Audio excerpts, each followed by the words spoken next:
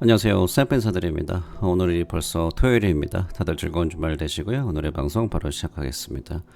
자, 요즘에 이런 재밌는 짤이 많이 돌아다니고 있습니다. 처음에 SEC가 XRP 리플사를 좀 만만하게 보고 이렇게 좀 하고 있는데 이제 갑자기 나오니까 근육질의 XRP였습니다. 까불지 마라. 이게 보다가 재밌어서 가지고 왔습니다. 자, 역시 볼륨을 보시면은 현재 가격이 70센트에서 72센트 왔다 갔다 하고 있는데요. 이제 볼륨이 뭐 적지는 않지만 다시 그 1위가 아니고 이제 3위로 내려왔습니다. 그게 원래 보통 순서였으니까요. 근데 역시나 보시는 것처럼 한국 KRW1이죠. 전체 볼륨의 대략 23.94%, 24%를 차지하고 있고요. 이제 USDT가 당연히 가장 많고 USD, 바이낸스 달러, BTC, 유로, 그다음에 7위가 JPY, 엔으로 거래가 되는 게 확인이 되고 있습니다. 그래서 이번에 만약에 다시 한번 추가 상승에 있다면은 이게 아마 한국 분들이 계속 거의 1위로 올라가지 않을까 제가 그렇게 생각을 하고 있습니다. 그리고 이번에 변호사, 리플사 변호사에서 이제 리자 이게 존 버그인가요? 존 버그, 이제 이 여성분인데요. 굉장히 좀 리플사 변호사에서 큰 축을 담당하셨던 걸로 보고 있는데 어저께 제가 사실 봤습니다. 근데 이분이 이번에 SEC 소송에서 이제 사임을 하셨어요. 그래서 이게 벌써 네 번째죠. 네 번째인데 저는 이거를 판단할 때 이제 오히려 더 좋은 게 아닌가. 왜냐면은 각자의 다 롤이 많잖아요. 거의 슈퍼스타급의 그 변호사들이었으니까요. 근데 오히려 변호사가 많이 이제 없다는 거는 그만큼 일이 마무리되는 과정이 아니고 그들의 롤을 다 마치지 않았나 그렇게 생각을 하고 있습니다. 그래서 참고하라고 제가 보여드리고 있고요.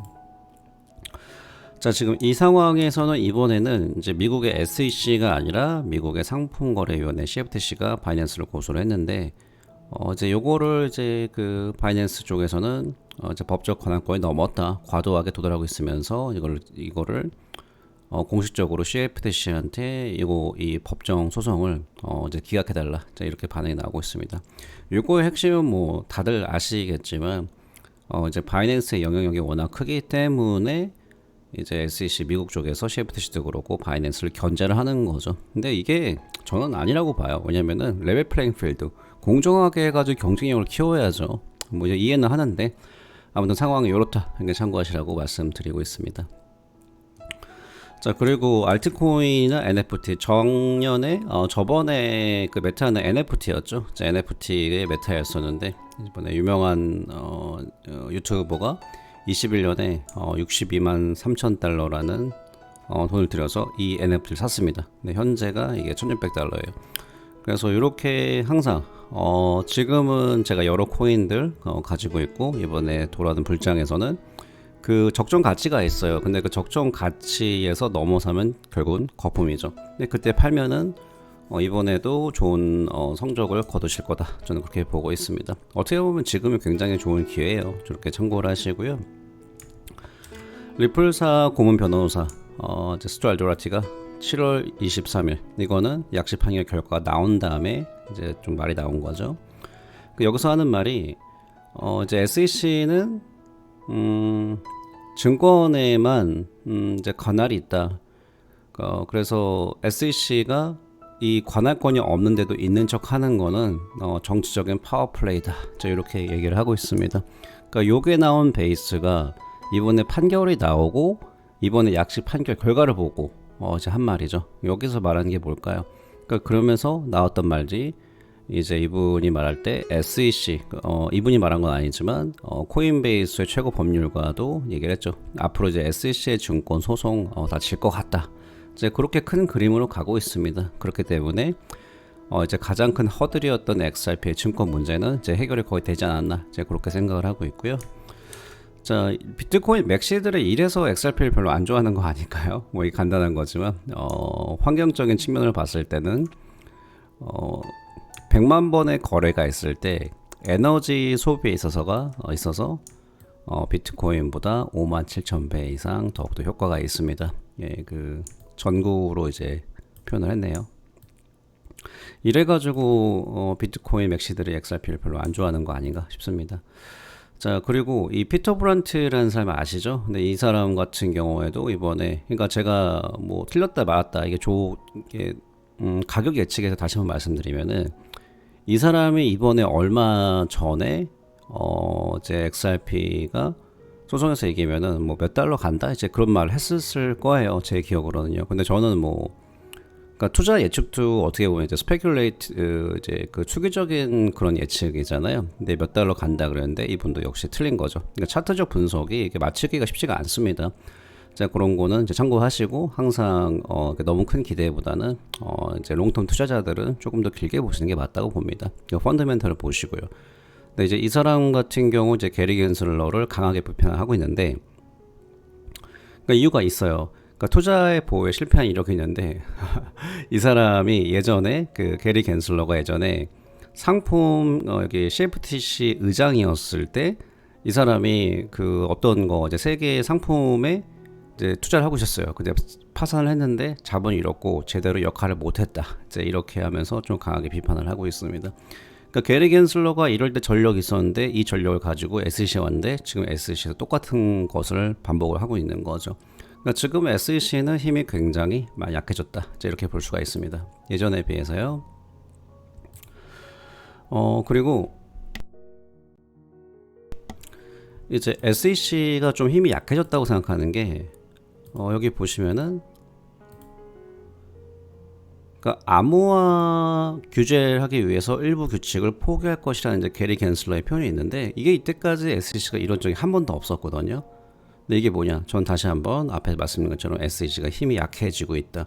그래서 이런 발언도 나오는 거죠. 이렇게 지금 SEC가 더 이상 그 소송에 있어 죄송합니다. SEC가 증권 문제만 증권에 있어서만 이제 그렇게 관리를 하는 거지 그 이상은 더 이상 힘이 없다. 이제 이렇게 지금 말하니까 이런 식으로 지금 힘이 좀 약해졌다. 이렇게 보고 있습니다. 이제 이런 거 나왔다. 이제 말씀드리고요. 그 다음에 SEC 의장 게리 겐슬러가 위원회에서 잠재적 항소에 대한 옵션을 고려하고 있음을 미묘하게 암시를 했습니다. 이제 이런 표현이 나왔는데 이제 이 표현이 이래요. 이렇게 지금 물어봤어요. 블룸버그 인터뷰에서 SEC 돌문어한테 지금 리플 사건에 대해서 어떻게 어필하실 건가요? 근데 이 표현을 잘 보세요. 나는 5명 중 위원 중에 한 명입니다. 그러니까 5명이 있잖아요. 그 중에 한 명이고 우리 커미셔너 위원회는 그것에서 지금 현재 조치를 취하지 않았습니다. 근데 만약에 직원들, 그러니까 스태프를 얘기하는 거죠. 여기 지금 5명 중에 다른 사람들 만약에 이야기가 나오면은 그것에 대해서 어필에 대해서 항소에 대해서 얘기를 할 것입니다. 그래 더 이상 할 말이 없다. 돌문어 전형적인 스타일이죠. 그러니까 이걸 풀이하면은 내가 그걸 너희들한테 왜 알려주는데 이제 이걸 이렇게 얘기하는 거죠. 자 그래서 지금 이 사람이 하는 말이 이 5명 중에서 같이 한번 얘기를 하자. 얘기를 해서 나오면 이제 항소를 할지 안 할지는 우리만 알 거다. 그리고 시기는 절대로 안 알려준다. 이제 이렇게 얘기를 하는 건데 제가 저번에도 말씀드렸지만 지금 굉장히 딜레마에 많이 빠져 있는 상황입니다. 이제 그런 거를 참고하시고요. 그리고 이게 지금 존 디튼 변호사랑 이분이 그 루이스 코엔이라고 이분도 변호사인데 이번에 만약에 항소를 가면 이게 굉장히 길었어요. 60분짜리인데요. 이걸 뭐 다 일일이 다 설명해 드릴 수는 없고 여기서 항소를 만약에 간다 이거예요. 근데 항소를 가서 리플사 약식 판결 결과가 2심에서 SEC한테 유리하게 판결이 나더라도 이게 이 리플사가 진 게 아니라 얼마든지 1심에서 나온 판결을 다시 인용을 해서 그 하위 테스트에 나온 그 결과 다시 대응할 수 있다. 굉장히 뎁스 있는 얘기가 나왔습니다. 이건 가정법인데 좀 이게 깊이 들어간 거죠. 그러니까 쉽게 다시 한번 말씀드리면은 토레스 판사가 일단은 항소를 SEC의 항소를 받아줄 수도 있고 안 받을 수 있는 거죠. 이거는 뭐 토레스 판사만 아는 거고요. 그다음에 두 번째 2심 항소에서도 SEC 항소를 안 받을 수가 있습니다. 근데 만약에 받아줘 가지고 SEC가 다시 한번 1심을 좀 어떻게 보면 이긴다 그러더라도 그게 끝이 아니라 다시 한번 1심에 있는 그 핵심에 나온 내용들을 토대로 해가지고 다시 또 공격을 할 수가 있다. 이렇게 얘기를 하고 있습니다. 그러니까 이러니까 돌문어가 말을 계속 돌리는 거죠. 자, 그래서 전반적으로 봤을 때는 이제 SEC보다는 리플사가 훨씬 더 유리하다 이렇게 볼 수가 있고요. 현재 가격이 70센트에서 72센트. 근데 가격에 있어서 이제 레인지가 이렇게 형성되고 있는데 뭐 이제 가장 크게 볼 수 있는 거는 만약에 중간 항소가 들어간다 이제 이런 뉴스가 나오면은 이제 가격 하락 가능성이 있는 거죠.